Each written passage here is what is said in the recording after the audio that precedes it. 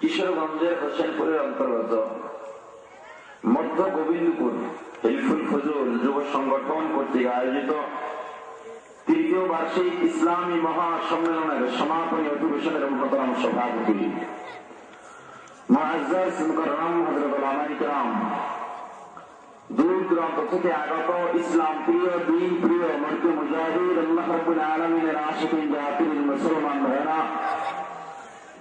কলিজার টুকরা সমবয়সী যুবক ও ছাত্র বন্ধুগণ, পর্দানিশী মা ও বোনেরা, আল্লাহ তাআলার দরবারে অসংখ্য অগণিত শুকর ও সুজুদ, যিনি মহান রব্বুল আলামিন আমাদেরকে হায়াত তৈয়বা দান করে দুনিয়ার জান্নাতের বাগান কোরআন ও হাদিসের এই মুবারক মজলিসে আশা ও বসার মতো তৌফিক দান করেছেন, আলোচনা শোনার মতো সুযোগ করে দিয়েছেন।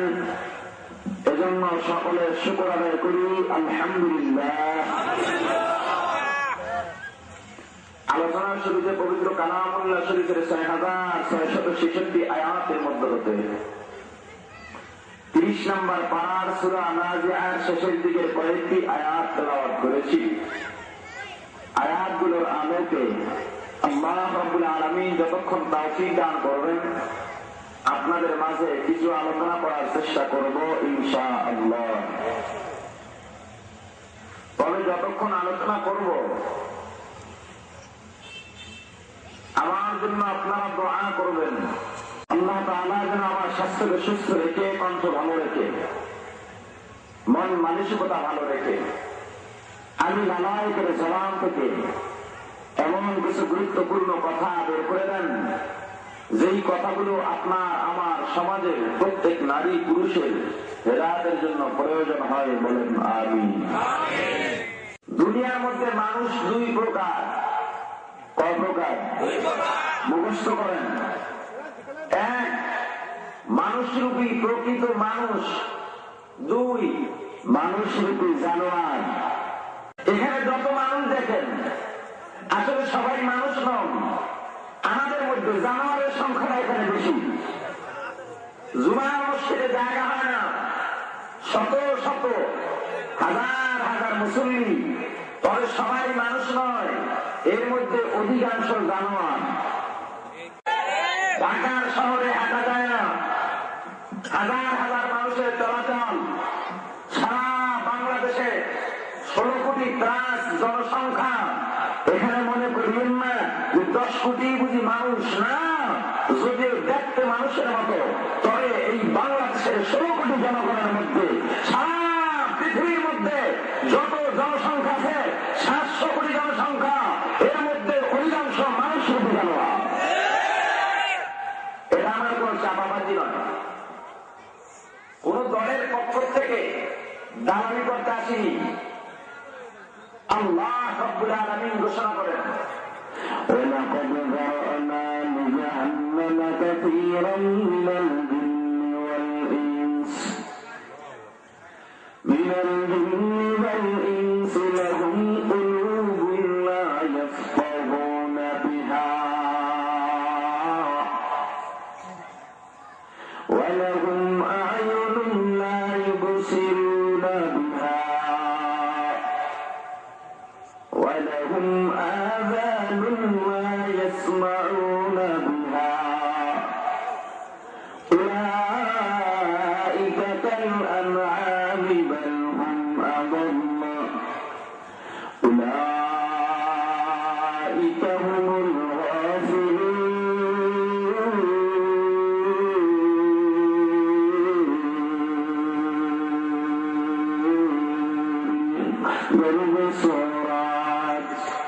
आदमी इंसान अहमद अबू जहल हमें साबुद ए मुसलमान सूरतेर नाम মানুষ নয়, सूरत যদি এক হয় सूरतेर নাম মানুষ বলা যাবে না। বংশ যদি এক হয় তাতেই মানুষকে মানুষ বলা যায় না। একই মায়ের গর্ভে জন্ম নিলে দুই ভাইকে মানুষ বলা যাবে না। একই মায়ের গর্ভ থেকে জন্ম নিবে দুটো ভাইয়ের মধ্যে একটা হতে পারে মানুষ, আবার আরেকটা জানোয়ারে হতে পারে, ঠিক কিনা? যদি সূরাতের নাম মানুষ হইতে, যদি বংশ এক হওয়ার কারণে মানুষকে মানুষ বলা যাইতে, নবীর চেহারা আবু জাহলের চেহারা দেখতে একই রকম ছিল। নবী যে বংশের থেকে দুনিয়াতে আসলেন, আবু জাহল সেই বংশের থেকে দুনিয়ার মধ্যে আসছে। নবী হলেন রাহমাতুল লিল আলামিন, সাইয়্যিদুল মুরসালিন, ইমামুল মুরসালিন। পক্ষান্তরে আবু জাহল হলো চিরস্থায়ী জাহান্নামে, ঠিক কিনা? দিল্লির শাহী মসজিদের ইমাম আল্লামা শাহ ওলিউল্লাহ মুহাদ্দিস দেহলভী রাহমাতুল্লাহ আলাইহি জুমার মসজিদে খুতবা দিতেন, বাজার ঘাটে যাইতেন, ওয়াজের ময়দানে বয়ান করতেন, মাথার উপর একটা লম্বা রুমালের পর্দা দিয়া নিজের চেহারা ঢেকে রাখতেন। এক আল্লাহর গোলাম প্রশ্ন করে, আল্লাহর ওলি, আপনাদের জবান থেকে শুনলাম আপনাকে ওলামায়ে কেরাম, আপনাকে পীর বুজুর্গের চেহারার দিকে এক নজরে তাকাইলে সগীরা গুনাহ মাফ হয়ে যায়, সবের অধিকারী হওয়া যায়। আল্লাহর ওলি, আমরা জানি আপনি একজন ভালো আল্লাহওয়ালা, আপনি একজন হক্কানি পীর, আপনি একজন হক্কানি বুজুর্গ। আপনার চেহারা লম্বা রুমালের পর্দা দিয়ে কেন ঢেকে রাখেন? কেন আমাদেরকে সবের থেকে বঞ্চিত করেন? বারবার প্রশ্ন করার কারণে আল্লাহর বিরক্ত হইয়া নিজের মাথার রুমালটা প্রশ্নকারীর মাথার উপরে দিয়ে দিলেন। প্রশ্নকারীর মাথার উপরে যখন রুমাল দেওয়া হয়, প্রশ্নকারী চিল্লা পাল্লা শুরু করে জমিনের মধ্যে ঘোরাঘুরি খায়। আল্লাহ প্রশ্নকারীর মাথার উপর থেকে রুমাল নিয়ে যান। উপস্থিত লোকদের জিজ্ঞাসা করো, আল্লাহ বলে, আল্লাহর রুমাল তোমার মাথায় দেওয়ার পরে চিল্লা পাল্লা কেন শুরু করলা? জমিনে কেন ঘোরাঘুরি খাইলা? আল্লাহ প্রশ্নকারী জবাব দেয়, হে সম্মানিত উপস্থিতি, আল্লাহর কসম করে বলি, আল্লাহর রুমাল যখন আমার মাথার উপরে দেওয়া হয়, আমার অন্তর চক্ষু খুলে যায়। দিল্লি শহর আমার চোখের সামনে ভাসে। আমি দিল্লি শহরের মধ্যে তাকিয়ে দেখলাম, যে শহরে হাজার হাজার মানুষের বসবাস, ওই শহরে মুষ্টিময় মাঝে মাঝে একটা মানুষ দেখা যায়, বাকি সব চতুষ্পদ জানোয়ার দেখা যায়। এই মুসলমান, আল্লাহ রাব্বুল আলামিন পরিষ্কার ভাষায় ঘোষণা করেন, ওয়ালা তাযদারু আমাল জাহান্নামা কাসীরাম মিনাল জিন্নি ওয়াল ইনসি। বিশ্ববাসী মানব মণ্ডলী, আমি আল্লাহ অধিকাংশ জিন এবং মানুষের জন্য জাহান্নাম বানায় রাখলাম। এই মুসলমান, অধিকাংশ মানুষের জন্য জান্নাত না জাহান্নাম? কথা পায় না। জান্নাত জাহান্নাম বেশি মানুষের জন্য না কম মানুষের জন্য? কার ঘোষণা? তাহলে অন্তত এতটুকু তো বুঝলাম, দুনিয়ার মধ্যে যত মানুষ আছে এদের মধ্যে বেশিরভাগ মানুষ জাহান্নামে যাবে, ঠিক কিনা? আসেন, আমি যে বললাম যত জনসংখ্যা আছে তার মধ্যে জানোয়ারের সংখ্যা বেশি। যেহেতু অধিকাংশ মানুষ জাহান্নামে যাবে, বেশিরভাগ মানুষ জাহান্নামে যাবে, আল্লাহর কোরআনের ঘোষণা অনুযায়ী আসুন জানি তাদের পরিচয় কি। আল্লাহ রাব্বুল আলামিন আয়াতের শেষ দিকে পরিচয় দেয়া বলেন, উলাইকা কাল আনআমি বাল হুম আদাল। ওরা চতুষ্পদ জানোয়ারের চাইতে খারাপ। যারা জাহান্নামে যাবে তাদের পরিচয় কি? জোরে বলেন। শুধু জানোয়ার নয়, জানোয়ারের চেয়েও খারাপ। এই সংখ্যাটা বেশি না কম? এখন আপনার সিদ্ধান্ত আপনার কাছে। নিজের কাছে জানোয়ার মনে যদি হয়, বাস আপনি জানোয়ারের মতো আচরণ করেন। অর্থাৎ আপনাকে বুঝাইলাম, আপনি বুঝলেন না, আপনার মতো আপনি কাজ করেন। আমি যত বয়ান করি না কেন, সবাইকে আমার বয়ানে হেদায়েত প্রাপ্ত হবে? বলেন, হবে না। কারণ রাসূল কারীম সাল্লাল্লাহু আলাইহি ওয়াসাল্লামের চেয়ে সবচেয়ে খাঁটি বুজুর্গ, পূর্ণ তাকওয়াপূর্ণ, ইখলাসওয়ালা বক্তা পৃথিবীতে ছিল? বর্তমানে আছে? ভবিষ্যতে আসবে? এরপরও নবীজির ওয়াজে কি সবাই হেদায়েত হয়েছে? আবু জাহেল, আবু লাহাব, উতবা সাহেবা, আবু জাহেল, আবু লাহাব নাই, তাদের ছেলেবেলা আছে। নবীজি নাই, নবীজির প্রতিনিধি আছে, ওলামায়ে কেরাম আছে। ওলামায়ে কেরাম দ্বীনের দাওয়াত দিবেন নবীজির প্রতিনিধি হিসাবে। আর মানবে না কারা? আবু জাহেল মার্কা যেদি, সেগুলো এই ওয়াজ মানবে না। আবু জাহেল মার্কা ওয়াজ গ্রহণ করবে না। যা হেদায়েত হয় না, এগুলো হইল বর্তমান জমানার আবু জাহেল। ঠিক কিনা বলেন? আমি যদি সংক্ষিপ্ত আকারে আলোচনা করি, কোরআন হাদিসের আলোকে যদি সংক্ষিপ্ত আকারে এখানে বয়ান করি, যদিও আপনার গভীর হয়ে গেছে, কোরআন হাদিসের আলোকে আলোচনা করলে আপনাদের পক্ষ থেকে কোনো আপত্তি আছে? আরো করে বলেন। কোরআন হাদিসের সঠিক কথা বললে আপনার বিরুদ্ধে হবে, বলবো। আপনার বাবার বিরুদ্ধে হবে, আপনার পীরের বিরুদ্ধে হবে, আপনার দলের বিরুদ্ধে হবে। কোরআন হাদিসের আলোচনা করলে রাজনীতির আলোচনা করতে হবে। কোরআন হাদিসের আলোচনা করলে কারো কারো বিভক্ত করতে হবে। কোরআন হাদিসের আলোচনা করলে তেল মারা কথা বলা যাবে না। তেল মারা বুঝে? ইমাম সাহেবকে মসজিদ কমিটি অথবা এলাকার মাতবর দিয়ে বলল, হুজুর আপনার পেছনে আওয়ামী লীগ, বিএনপি, তাবলীগ, জামাত, চরমনাই, আক্রোশী, সুরেশ্বর, ভান্ডার, খাজা বাবা, ল্যাংটা বাবা, মতন শাহ, আগন শাহ, কুত্তা শাহ, বিলই শাহ, সবার মুরিদরা আপনার পিছনে নামাজ পড়ে, অতএব আপনার কোন দল থাকতে পারে না। এই তেলমারা ইমাম কি বলে তখন জানেন? যে হ্যাঁ, আপনি ঠিকই বলেছেন, আমার কোন দল নাই। যে ইমাম দল করে না তার পিছনে নামাজ পড়া মাকরুহ। অনেক পীর আমাদের সমাজে আছে, তারা বলে থাকেন আমি বুঝিয়া ব্যস্ত, আমি কোন দল করি না। যেই পীর দল করে না সে জাতীয় মুনাফিক।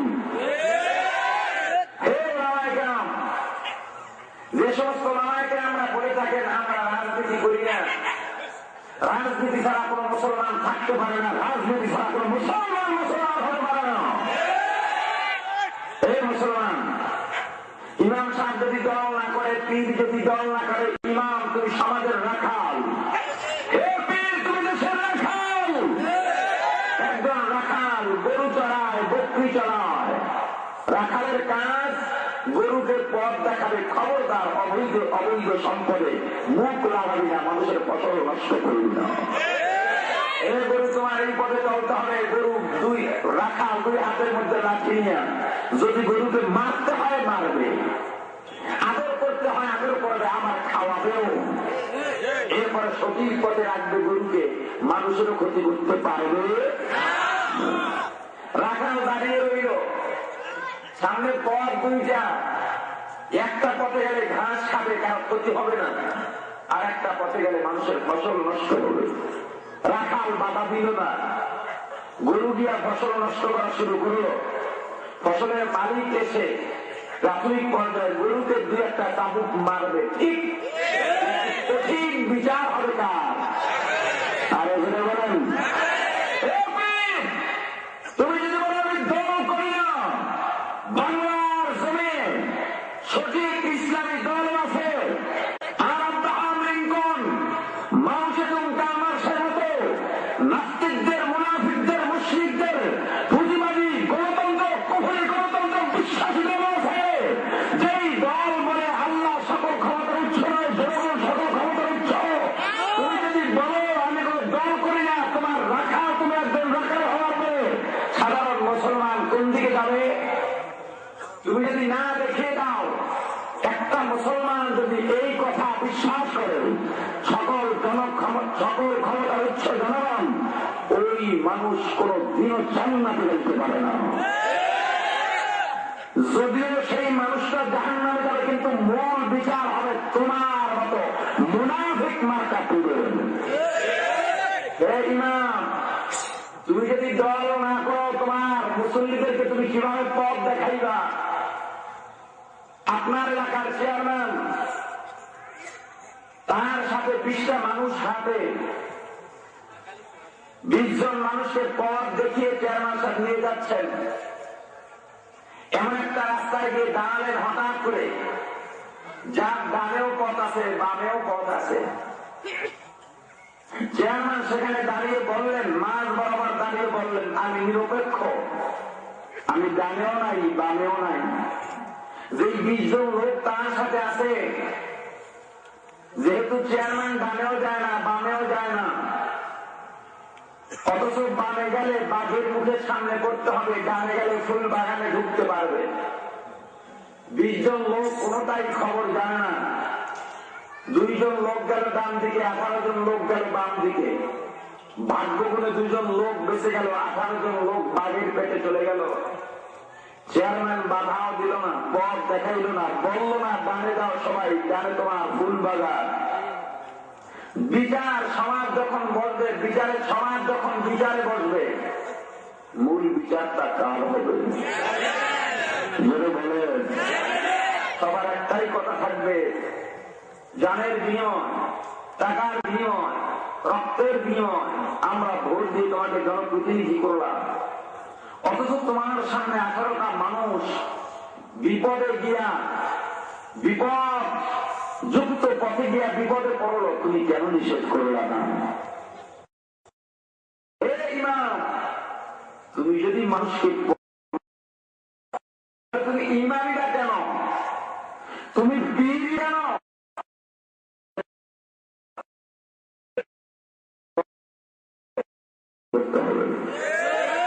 এখন আমাদের জানা দরকার রাজনীতি কাকে বলে। রাজনীতি আওয়ামী লীগ বিএনপির কামড়া কামড়ি, এটা রাজনীতি নয়, এটা নোংরামি। রাজনীতি 2টা শব্দের সমন্বয়। রাজনীতি একটা পবিত্র বাক্য, এক রাজ, একটা শব্দ কি? রাজ অর্থ সর্বোচ্চ, সর্বোৎকৃষ্ট, অথবা সম্মানিত, অথবা রাজা। নীতি অর্থ আদর্শ বা নীতি যাই বলেন, পন্থা, পথ।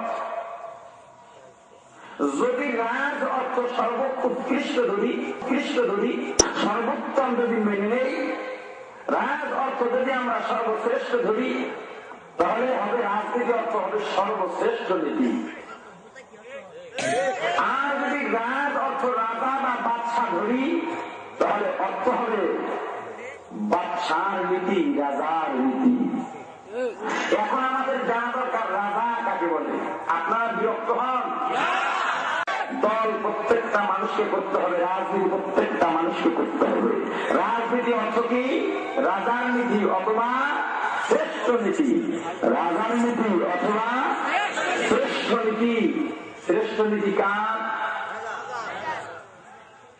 পৃথিবীর মধ্যে যত আদর্শ আছে সবচেয়ে উত্তম এবং সর্বশ্রেষ্ঠ নীতি হল রাসূল করিম সাল্লাল্লাহু আলাইহি ওয়াসাল্লামের নীতি। আর সর্বকালের সর্বশ্রেষ্ঠ রাজাও ছিলেন মুহাম্মদুর রাসূলুল্লাহ সাল্লাল্লাহু আলাইহি ওয়াসাল্লাম। রাজার একটা সংজ্ঞা আছে, টুপি একটা সংজ্ঞা আছে। টুপি কাকে বলে?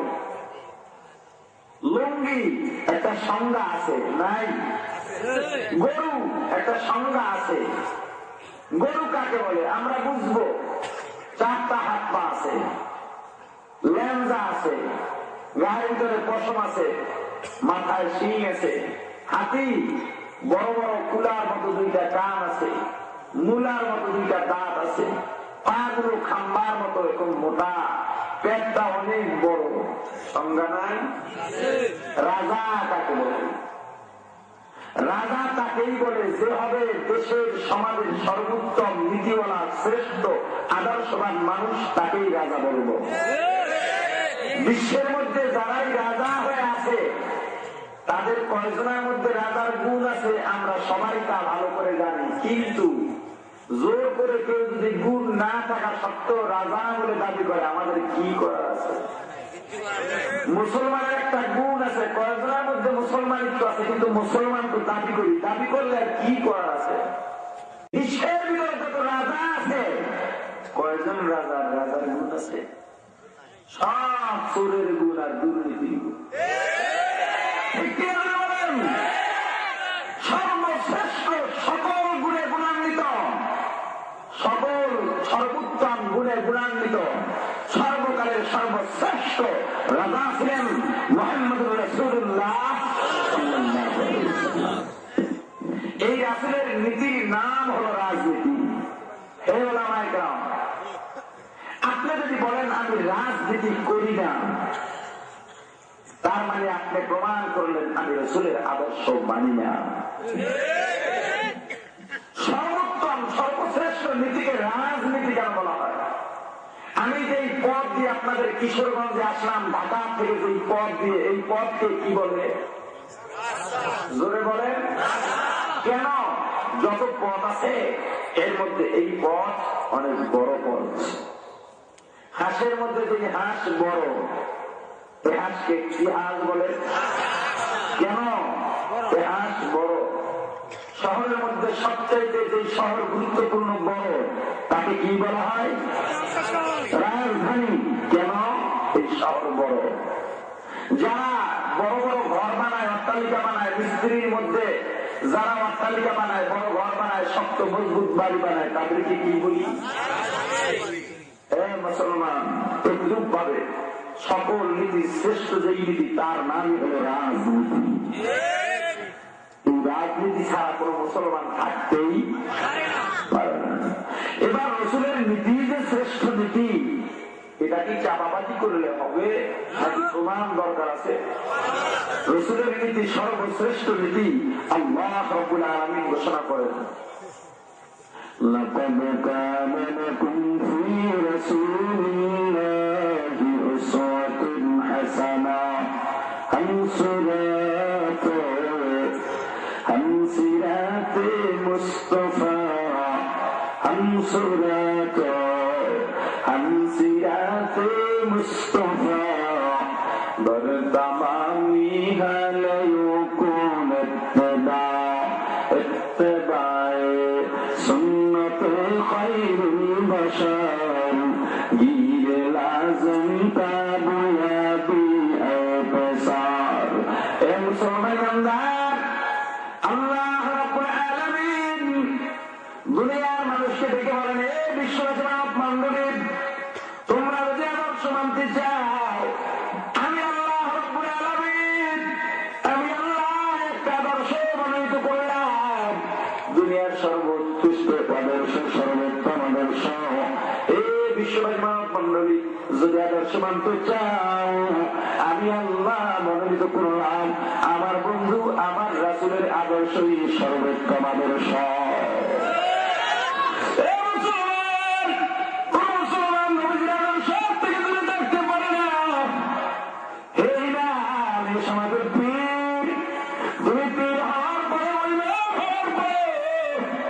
মাদ্রাসার শিক্ষক হওয়ার পরে যদি বলে আমি আদর্শ মানি না, রাজনীতি মানি না,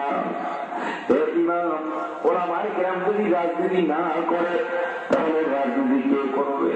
ওলামায়ে কেরাম যদি রাজনীতি আলোচনা না করে হরিপদ করবে নাকি?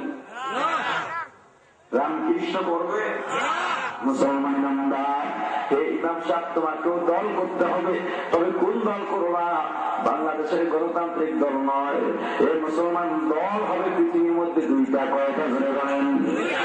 আল্লাহ রাব্বুল আলামিন পরকালের মধ্যে জায়গা করেছেন দুইটা, একটা জান্নাত আর একটা জাহান্নাম।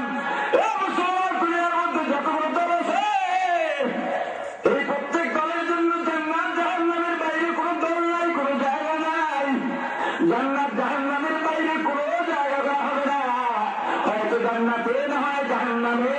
ফারিকুন ফিল জান্নাতি ওয়া ফারিকুন ফিস সাঈর।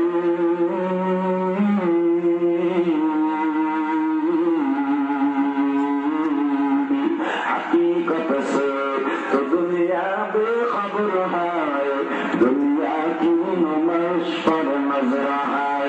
नबी गुयान के आज दुनिया जुदा बाश, बहर कार के बशिंदा खुदा बाश।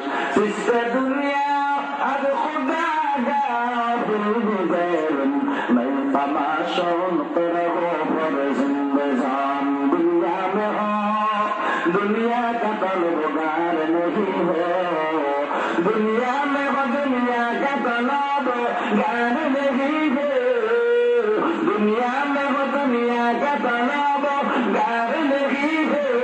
बाजार से गुजर हो खरीदार नहीं हो, बाजार से गुजर हो खरीदार नहीं हो। ज्यादा जियादा के तुम या नहीं है, ये इबरत की जाह तमाशा नहीं आए, ये इबरत की जाह तमाशा नहीं आए। এই মুসলমান দুনিয়ার মায়া পড়ে গেলাম, দুনিয়ার পরিচয় পেলাম, এই জন্য দুনিয়ার জন্য পাগল হয়ে গেলাম। অথচ জানা নাই দুনিয়া টাকা পয়সা মানুষকে খাওয়াইতে পারে না, টাকা পয়সা মানুষকে বাঁচায় রাখতে পারে না, টাকা পয়সা মানুষকে শান্তি দিতে পারে না। এই মুসলমান টাকা পয়সা যদি মানুষকে বাঁচায় রাখতে পারত, শান্তি দিতে পারত, খাওয়াইতে পারত, বেশি দিন আগের কথা নয়, কয়েকটি বছর আগের কথা।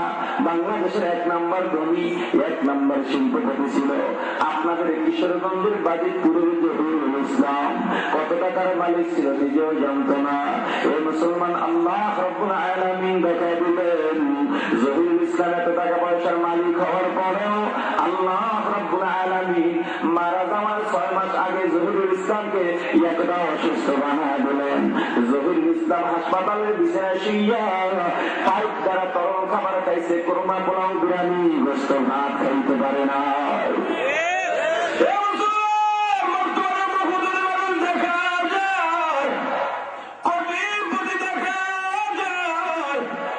আপনার বাড়িতে দাওয়াত দিবেন, উপস্থিত হয়ে বলে আমি গরুর গোস্ত খাই না, মিষ্টি খাইতে পারি না, দড়ি খাই না, দুধ খাই না। এবার কেন খাইতে পারো না? তোমার তো টাকা পয়সা অভাব নাই, তোমার সন্তানের পরিবারের মধ্যে দামি দামি পোশাক পরাও, তোমার বিবির পরিবারের মধ্যে দামি দামি স্বর্ণের গহনা পরাও। এই বড় লোক টাকা পয়সার তো কোনো অভাব নাই, যাও যাও তুমি চিকিৎসা চিকিৎসা করো, উন্নত চিকিৎসা করে তোমার জিহ্বার রুচি বাড়াও। এই বড় লোক চেষ্টা করে দেখো, না না পারবা না, কারণ আল্লাহ যাকে মজা দিবেন না টাকা দিয়া মজা কিনা যায় না, ঠিক কিনা? তোমার ভাগছি টাকা পয়সা থাকলেই মানুষ শান্তি পায় না, টাকা পয়সা থাকলেই মানুষ খাইতে পারে না, ঠিক কিনা? শান্তি কাকে বলে? জহুরুল ইসলাম 6 মাসের মধ্যে শান্তি পেতে দেখে নাই। বর্তমানে বহু ব্যবসা প্রতিষ্ঠানের মালিক দেখা যায় সালাম দিবেন, মিয়া সাহেব কেমন আছেন, উত্তর দিয়েই বলে না ভালো নাই। সন্তান কথা শুনে না, বিবি কথা শুনে না, চারিদিকে শত্রু চায় না, মনের মধ্যে শান্তি নেই, ঘরেও শান্তি নেই, বাইরেও শান্তি নেই। প্রমাণ হয়ে গেছে টাকা পয়সা থাকলেই মানুষ শান্তি পায় না, ঠিক কিনা? এত উন্নত চিকিৎসা করার পর জহুরুল ইসলাম বেঁচে থাকতে পারে নাই।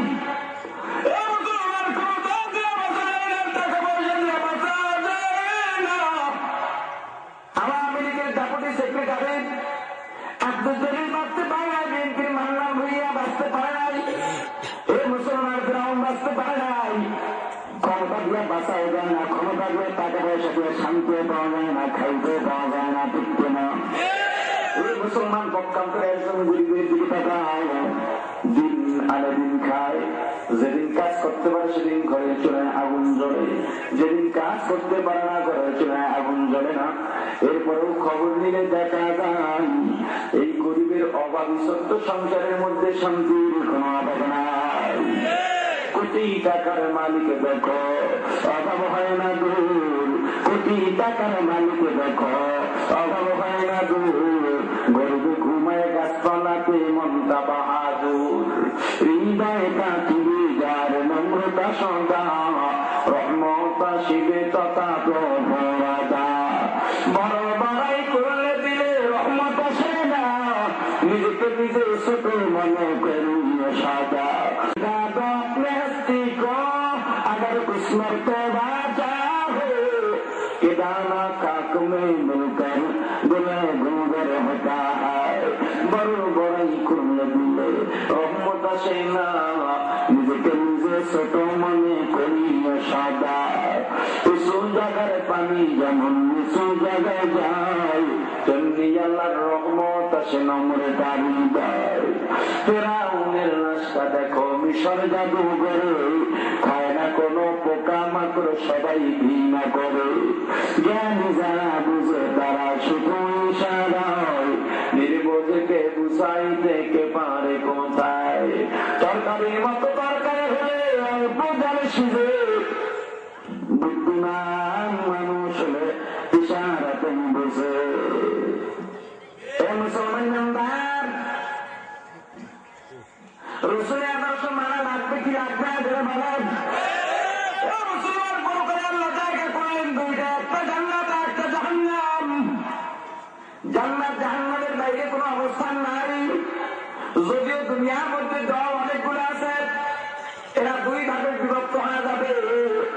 একদল ভাগ হয়ে জাহান্নামে যাবে, আর একদল ভাগ হয়ে জান্নাতে যাবে।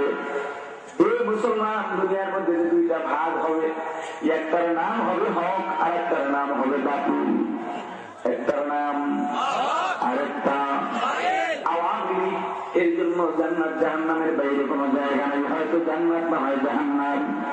যারা বিএনপি করেন হয়তো আপনি হক না হয় বাতিল, আপনার জন্য আলাদা দল বলে কোনো সাব্যস্ত হবে না। আওয়ামী লীগের জন্য আলাদা দল বলে সাব্যস্ত হবে না, চরমোনাই তবলিগের জন্য আলাদা দল বলে কোনো সাব্যস্ত হবে না। আপনি হয়তো হকের মধ্যে না হয় বাতিলের মধ্যে। ইমাম সাহেব, আপনি একটা দল আপনি গ্রহণ করেন বলেন আপনি হকের পথে আছেন, না হয় বাতিলে আছি। যদি বলেন আমি কোন দলে নেই, তার মানে আপনি হকেও নেই বাতিলও নাই, আপনি একটা মুনাফিক, ঠিক কিনা?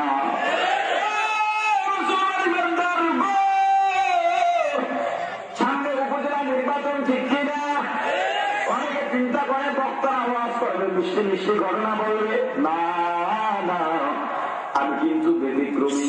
এ মুসলমান, আপনারা রোগী হইয়া আমাকে চিকিৎসক বানাইয়া এখানে বসাইছেন, আমি জোর করে আসি নাই, বরং বারবার আমার বাসায় যাওয়ার পরে বারবার আমাকে আপনারা অনুরোধ করার পরে তবেই আমি আসলাম।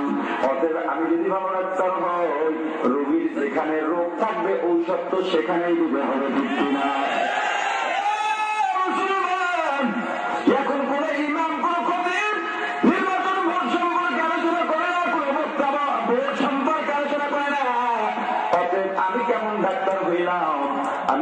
চিকিৎসক হইলাম, আমি কেমন পথ প্রদর্শক হইলাম, আমি কেমন শিক্ষক হইলাম।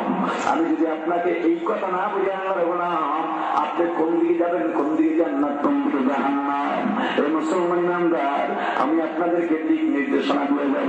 কাকে ভোট দিবেন, কাকে দিবেন না, মনে করিলেন না একটা ভোট পাইয়া অনেক কিছুর মালিক হয়ে গেছেন। একটা কালো নোট পাইয়া আপনার ভোটটা কখনোই কুকুরি তন্ত্রের দিকে বলতে পারে না, ঠিক কিনা? মুসলমান ইমানদার, আপনি কাকে ভোট দিবেন জানেন? আপনার তো জানা নাই। একটা ভোটের জন্য একজন মানুষ জান্নাতেও যাইতে পারে, আবার জাহান্নামেও যাইতে পারে।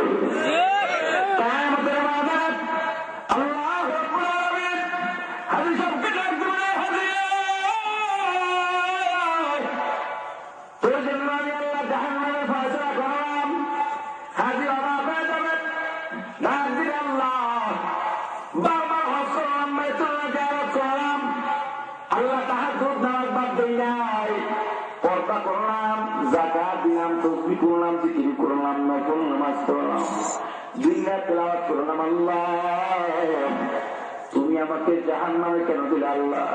আল্লাহ গান দিয়া বলবেন, হাজিরি গম চুরির দায়িত্বের জন্য জাহান্নাম। হাজি গান দিয়া বলবেন, আল্লাহ চুরি তো দূরের কথা, আমার বংশের মধ্যে কোন চুরির রেকর্ড নাই, গম চুরি তো দূরের কথা, আল্লাহ আমি চুরি করি নাই। আল্লাহ জিজ্ঞাসা করবেন, এই হাজি বল ভোট দিছিলি কারে? আল্লাহ চান্দু চেয়ারম্যান রে। আল্লাহ বলবেন, চান্দু চেয়ারম্যান রে, তুই যদি ভোট না দিবি চেয়ারম্যান হইতে পারতো না।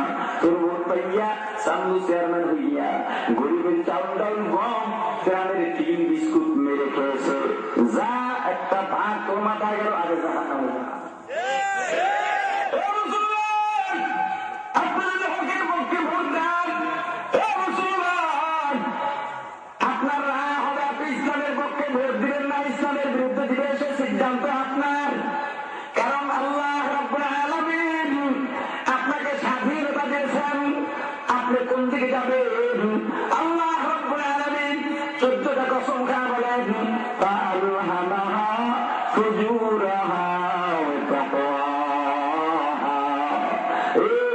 মানব মন্ডলী, আল্লাহ রাব্বুল আলামিন 14টা কসম খায় বললেন, বান্দা ইচ্ছা শক্তি তোমাকে দিলাম, স্বাধীনতা দিলাম, ইচ্ছা করলে ন্যায় করতে পারো, ইচ্ছা করলে গুনাহ করতে পারো। তবে বান্দা তুমি যদি ইচ্ছা পাইয়া স্বাধীনতা পাইয়া গুনার কাজ করো, তোমার জন্য জাহান্নাম ঠিকানা। আর যদি স্বাধীনতা পাইয়া নেকের কাজ করো, আমি আল্লাহর রহমতে তোমাকে জান্নাতের মধ্যে ঢোকায় দিব। মুসলমান ইমানদার, কি মনে করছেন আমরা কিছু বুঝি না? না, আমরাও জানি ইসলামের পক্ষে ভোট দিলে ইসলাম ক্ষমতায় যাবে না, এটা আমরা বুঝি না এমন নয়। তুমিও যেমন মানুষ, আমিও তেমন মানুষ।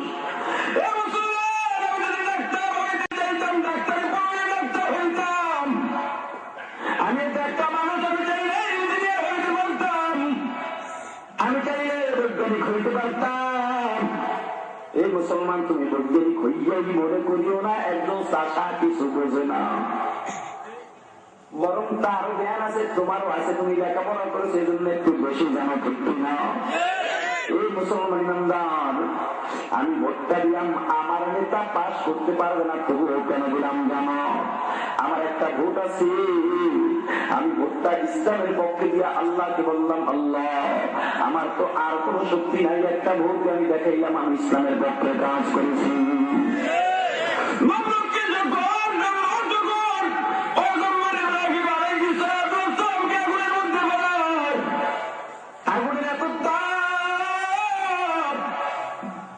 অনেক মাইল দূর থেকে যদি পাখি উড়ে যেত, আগুনের তাপে পাখির পাখা পড়ে জমিয়ে পড়ে মরে যেত। ক্ষুদ্র একটা প্রাণী দেন যতদূর আসতে পারলো, ওই নমরুদের আগুনকে উপলক্ষ করে প্রসাদ করে দিল।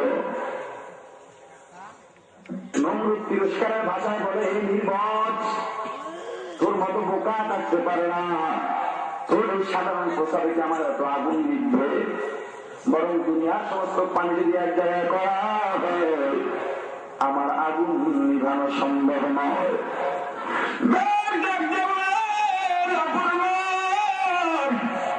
আমি তো নির্বোধ, বরং তুই নির্বোধ, আমিও জানি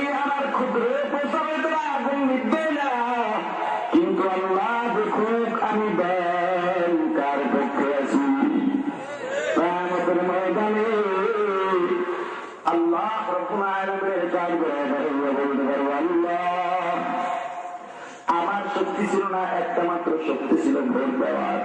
আল্লাহ, দিন প্রতিষ্ঠার জন্য আমি একটা ভোট তোমার পক্ষে দিলাম, আমার আর কোন শক্তি ছিল না। আল্লাহ রাব্বুল আলামিন এই উসিলায় আমাকে নাজাত দিয়ে দিতে পারে।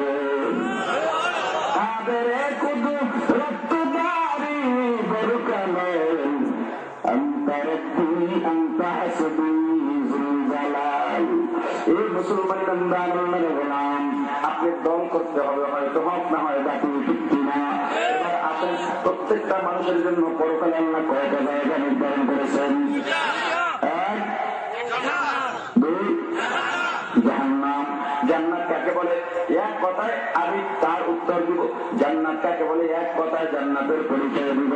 জান্নাত এমন একটা শান্তির জায়গা, দুনিয়ার সমস্ত শান্তি যদি এক জায়গায় করা হয়, জান্নাতের জায়গা শান্তির সমান হবে না। জান্নাত কাকে বলে? কেউ কেউ বলেন শীতের দিনে যখন সকালে সূর্যোদয় হয়, জানালার ফাঁকা বা দরজার ফাঁকা দিয়ে ঘরের মধ্যে সূর্যের আলো পড়ে, ওই আলোর সাথে কুয়াশার রেণু রেণু দেখা যায়, একটা রেণুকে জাররা বলে। এই এক জাররা শান্তির সমান হবে না, জান্নাতের এই এক জাররা শান্তির সমান হবে না। সারা পৃথিবীর সকল সুখ শান্তি এক জায়গায় করলে।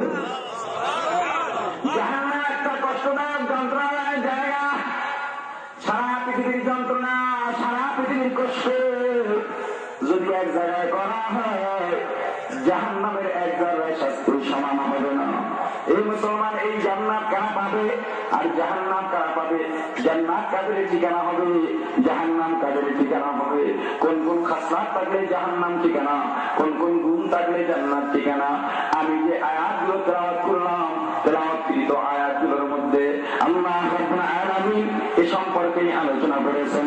আল্লাহ বলেন, এই মুসলমান, দুইটা খাসলাত যাদের মধ্যে পাওয়া যাবে তাদের ঠিকানা জাহান্নাম, দুইটা ভালো গুণ যাদের মধ্যে পাওয়া যাবে তাদের জন্য ঠিকানা জান্নাত। যারা জাহান্নামে যাবে তাদের মধ্যে যে দুইটা বদ খাসলাত, জাহান্নামীদের বদ খাসলাত, এক নম্বরে যারা সীমা লঙ্ঘন করে। মুখস্থ রাখবেন, যারা কি করে?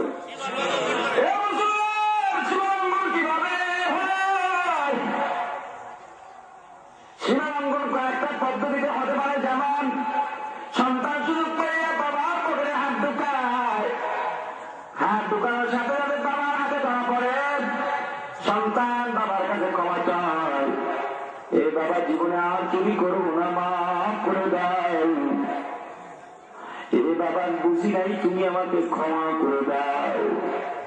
বাবা বললেন, যা সন্তান যা, আমি তোকে মাফ করে দিলাম। সন্তান তওবা করে চলে গেল। কয়েকটা দিন পর আবার যখন সুযোগ পাইল, তওবার কথা বলে গেছে, আবার বাবার বাবারে হাত ঢুকাইছে, আবার বাবার হাতে ধরা পড়ে, এবারে বাবার কাছে ক্ষমা চায়, বাবা এবারও ক্ষমা করে দিলেন। কিন্তু তৃতীয়বার যখন আবার সুযোগ পাইল, তৃতীয়বারের তওবার কথাও ভুলে গেছে, এবার 3 নম্বরের বারো বাবার বাবারে হাত ঢুকায়, এবার বাবার হাতে ধরা পড়ে, আগের মতো এবার বাবার কাছে ক্ষমা চায়, কিন্তু বাবা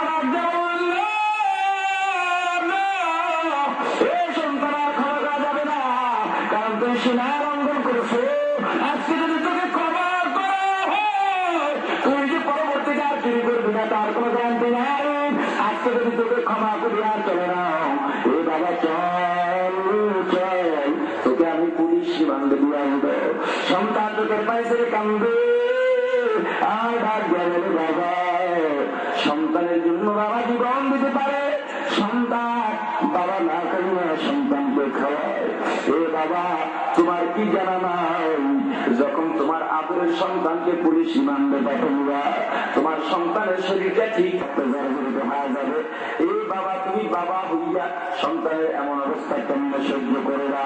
বাবা রাখতে বললো, সন্তান তুমি যা বলছো সত্য বলছো, বাবা সন্তানের জন্য জীবন দিতে পারে না, কইয়া সন্তানকে খাওয়ায়, তবে আমার কিছুই করার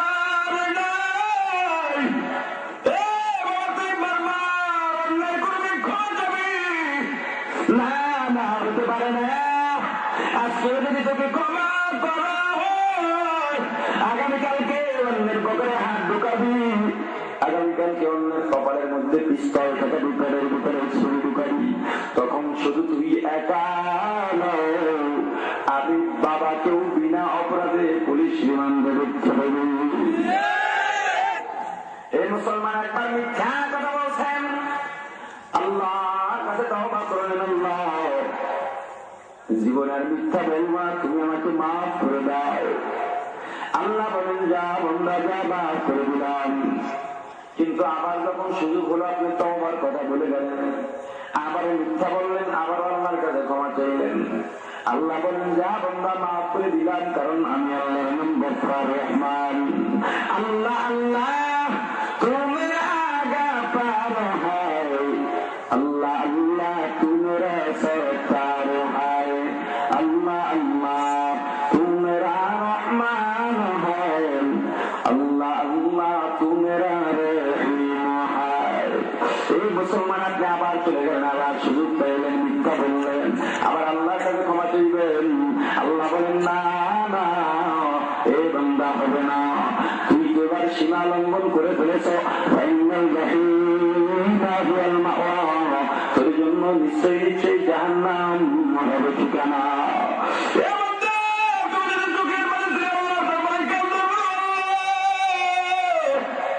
তুমি যে আমার জন্য জাহান্নাম ঠিকানা বানাইছো, তোমার ছেলে নাই, মেয়ে নাই, লাম ইয়ালিদ ওয়া লাম ইউলাদ, লা জিদ্দা ওয়ালা নিদ্দা ওয়ালা হাদ্দা লিমাওলা, লা জিদ্দা ওয়ালা নিদ্দা ওয়ালা হাদ্দা লিমাওলা, আল-আনা কামা কানা ওয়া লাম ইয়ালকা যাওয়ালা, আল-আনা কামা কানা ওয়া লাম ইয়ালকা যাওয়ালা, লা জাদ্দা ওয়ালা জাদ্দাতা লা আম্মা ওয়া খালা, লা হাইউলা লা সুরাতা লা শিবহা লিমাওলা, লা হাইউলা লা সুরাতা লা শিবহা লিমাওলা। এই মুসলমান আল্লাহর দরবারে কাঁদলেন আর বললেন, আল্লাহ তোমার ছেলে নাই, মেয়ে নাই, তুমি কারো থেকে জন্ম দাও নাই, কাউকে জন্ম দাও নাই, একমাত্র আদরের বান্দা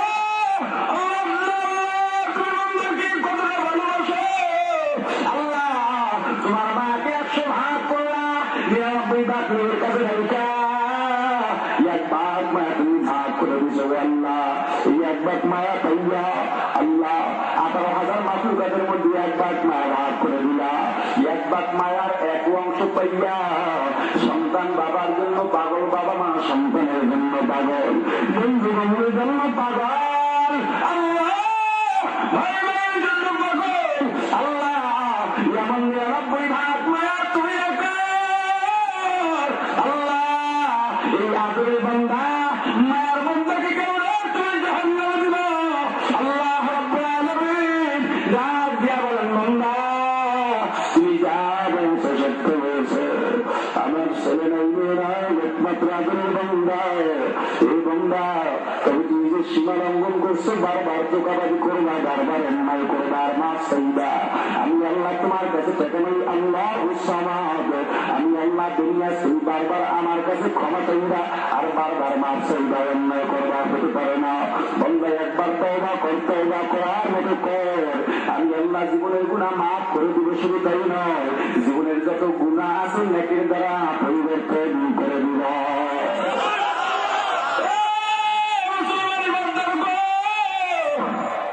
একবার আপনি নামাজ কাজা করছেন, আল্লাহ বলেন যা বান্দা যা, আমি আল্লাহ মাফ করে দিলাম। কিন্তু আবার যখন সুযোগ পাইলেন আবার কাজা করলেন, আবার তওবা করলেন, বারবার করবেন, এক কথায় বারবার গুনাহ করবেন, বারবার মাফ চাইবেন, হবে না। আল্লাহ বলেন ফাইনাল জাহিমা হিয়াল মাওয়া। এই মুসলমান সীমা লঙ্ঘনের একটা পদ্ধতি, আমরা ইবাদত করব, ইবাদত করলে শুধু হবে না, ইবাদত কাসারুল কাজ, তবে ইবাদত হতে হবে আল্লাহর নিয়ম অনুযায়ী, আল্লাহর হুকুম অনুযায়ী, রাসূলের আদর্শ মতো সাহাবায়ে কেরামের অনুসরণে, ঠিক কিনা? নামাজ ইবাদত কিনা? তবে মন গণনার হতে হবে রাসূলের তরিকায়, ঠিক কিনা? রোজা ইবাদত কিনা? পর্দা ইবাদত কিনা? তেলাওয়াত ইবাদত কিনা? এই মুসলমান নামাজ ইবাদত তবে হতে হবে রাসূলের তরিকায়, আল্লাহর হুকুম মতো, সাহাবায়ে কেরামের অনুসরণে। এই মুসলমান নামাজ সবের কাজ ইবাদত। দিনের মধ্যে তিনটা সময় নামাজ পড়া হারাম। এক, যখন সূর্যোদয় হইতে থাকে। দুই, যখন মাথার উপরে সূর্য দাঁড়িয়ে যায়। তিন, যখন সূর্যাস্ত যায়।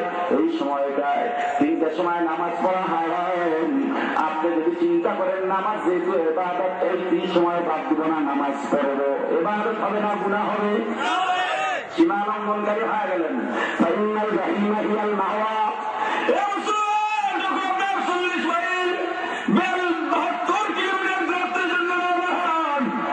যখন আপনি শরীয়তের হুকুম অনুযায়ী আপনি একজন মুসাফির, 4 রাকাত ফরজওয়ালা নামাজের জায়গায় 2 রাকাত পড়তে হবে। আপনি যদি চিন্তা করেন আমার সময় আছে 4 রাকাত পড়বো না, আপনি সীমা লঙ্ঘনকারী হয়ে যাবেন। আল্লাহ বলেন ফাইনাল জাহিমা হিয়াল মাওয়া। মহিলাদের মাসিক হওয়ার সময় নামাজ পড়া যাবে না, তেলাওয়াত করা যাবে না, যদিও সওয়াব, কিন্তু এই সময় যাবে না, ইবাদত হবে না, কারণ রাসূলের তরিকায় নাই। ঠিক কিনা? মুসলমান, বছরের মধ্যে 5টা দিন রোজা রাখা হারাম। রোজা রাখা ইবাদত ঠিক, কিন্তু 5 দিন রোজা রাখলে ইবাদত হবে না, সীমা লঙ্ঘন হবে, কারণ রাসূলের তরিকায় হয় না। ঠিক কিনা?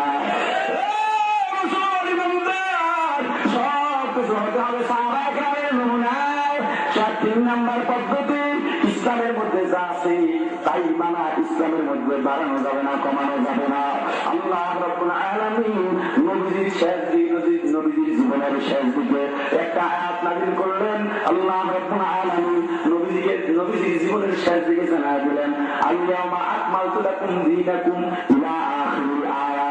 এই পয়গম্বর, আজকে ইসলাম আমি দিন পরিপূর্ণ করে দিলাম, ইসলাম পরিপূর্ণ হয়ে গেছে।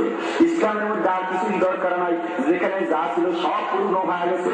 এবার এগুলো যদি মানুষ মানে নাজাত পাওয়া যাবে, ওই মুসলমানদের নয়। কিন্তু এখন যদি ইসলামের নামে ইসলামের মধ্যে নতুন কিছু ঢুকানো হয়, আবার যদি ইসলাম থেকে কিছু বাদ দেওয়া হয়, ফাইনাল জাহিমা হিয়াল মাওয়া, কারণ সীমা লঙ্ঘন হয়ে যাবে। ঠিক কিনা? সময় যেহেতু কম, বেশি আলোচনা করা যাবে না, শুধু এতটুকু বলে যায় বর্তমান জামানায় বহু বন্ধুকে যারা ইসলামের নামকে এখন মনে করে। ঠিক কিনা? ধরে বলেন। বহু আলেমকেও দেখা যায় ইসলামের নাম দিয়ে ভ্রমণ করে। ঠিক কিনা? যেমন এই কয়েকটা দিন আগে সারা বাংলাদেশের মধ্যে একটা ঈদ উদযাপিত হয়ে গেছে, নাম হলো ঈদে মিলাদুন নবী। কি ধরে বলেন? ঈদে মিলাদুন নবী। এই ঈদ কই কইয়া? আচ্ছা, যারা ঈদে মিলাদুন নবী পালন করে তারা ঈদের নামাজ পড়ে? ওই দিন ঈদের নামাজ পড়ে না। যে ঈদের নামাজ নাই সেটা কিসের ঈদ? সিন্নি খাওয়ার ঈদ। কিসের ঈদ? অতি ভক্তি ভালো নয়, অতি ভক্তি চোরের লক্ষণ। ঠিক কিনা? ধরে বলেন।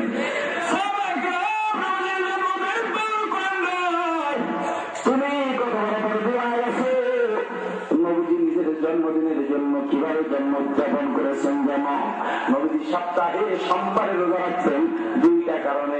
1 নম্বরে নবীজি যেদিন দুনিয়ার মধ্যে এসেছেন সেদিন বার ছিল সোমবার। আর একটা কারণ, যেদিন নবীজির কাছে প্রথম ওহী এসেছিল সেদিন বার ছিল সোমবার। তুমি যদি পালন করতে চাও, শুধু রবিউল আউয়াল মাস নয়, পুরো বছরে সোমবারে রোজা রাখতে হবে। ঠিক কিনা? এই কষ্টের মধ্যে নাই। পাও খাইতে চায়, পাও কষ্টের ইসলামে নাই, মিষ্টির ইসলামে আছে। ঠিক কিনা? ইমাম সাহেব রমজান মাস ইফতার করলো, মাগরিবের নামাজ পড়লো, চিন্তা করলো 20 রাকাত তারাবি, বেতের এশা সহ 29 রাকাত নামাজ। অনেক কষ্টের ব্যাপার, সময়ের ব্যাপার, অনেক পরিশ্রম হয়। একটু বিশ্রাম নিয়ে আসি, বাসায় যায়, না দিলে পথে গিয়ে দেখে 3 জন এখন ইফতার খায়। ডাক দিল, ভাইটা ওয়াক্ত বড় ছোট, তাড়াতাড়ি নামাজ পড়ে নাও। মাঝিদের ওয়াক্ত ছোট। হুজুর নামাজ পড়ি না। কয় নামাজ পড়ো না, এত কষ্ট করে রোজা রাখলে নামাজটা পড়বা না, কেমন বলে? হুজুর রোজাও রাখি না।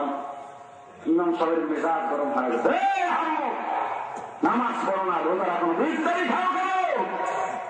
আমাদের সমাজেও দেখবেন বহু মানুষ রোজা রাখে না, যখন ইফতারির সময় হয় 10-12 জনে মিলে সব ইফতারি নিয়ে সামনে বসে। তাদের যন্ত্রণা ইফতার কিনতে পারে না। লক্ষ্য করে দেখবেন ওরা কিন্তু নামাজও পড়ে না, ওরা রোজাও রাখে না। ঠিক কিনা? উত্তর দিল, হুজুর বড় ভয়ে ভয়ে ইফতারি খেয়েছি। কিসের ভয়? কিয়ামতের আলামত। আল্লাহ রাব্বুল আলামিন যুদ্ধ করবেন, বান্দা রোজা রাখলি না, নামাজ পড়লি না, ইফতারি দাও কি খাইতে পারলি না। এই মুসলমানরা শুধু ফাও খাওয়ার দল বেশি, ঠিক কিনা?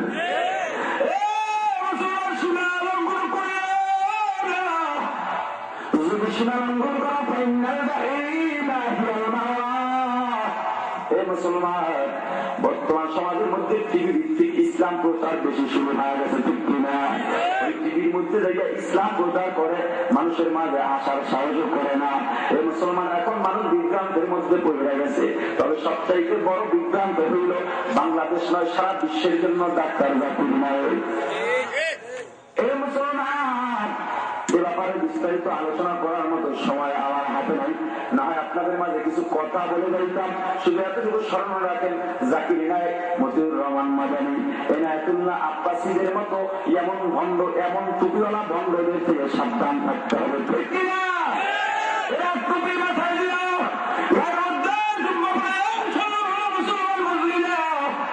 এরা ঠেকা দেওয়ার জন্য খ্রিস্টানদের তালা আসবে বাংলার জন্য ঢুকেছে, ঠিক কিনা?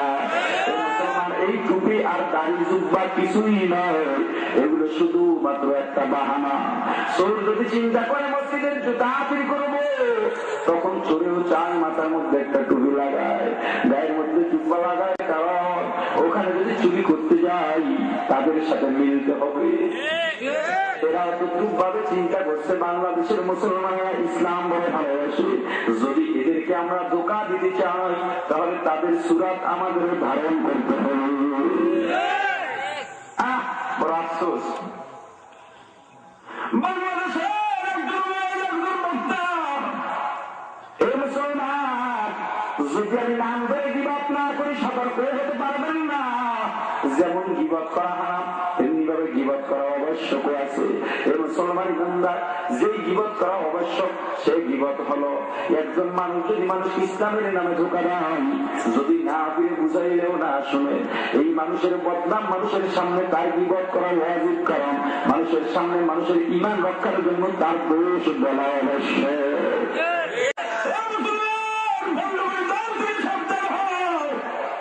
এখন সারা বাংলার জমি দেখা যায় রাস্তায় রাস্তায় গেট সাজানো, গেট সাজানো আছে না নাই? খালি উড়াস আর উড়াস। এই মুসলমান বিস্তারিত বলতে পারবো না, তবে মনে করিও না আমি পীরের বিরুদ্ধে বলি বিধায় আমি পীর মানি না, না না, আমি কিন্তু পীরের মুরিদ, তবে ওই পীরের মুরিদ না যে পীরের দরবারে সিগারেট ওয়ালা গেলে গাঞ্জাওয়ালা হয়, যে পীরের দরবারে বসে প্রসাদ করে নেওয়ালা গেলে দাঁড়াইয়া প্রসাদ করে নেওয়ালা হয়।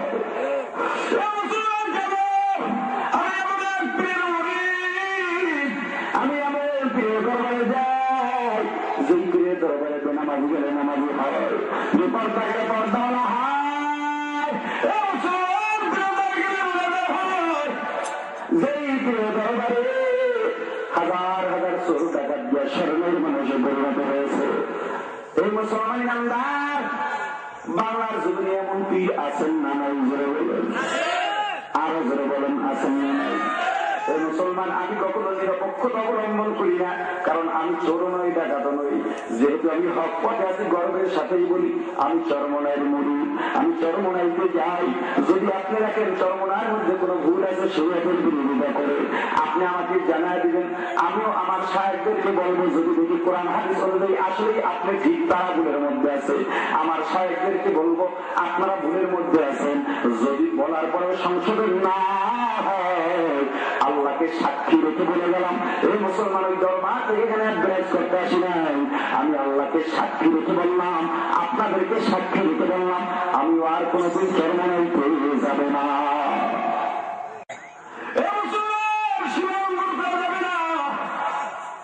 কোন দিন মারা যায় জানা নাই।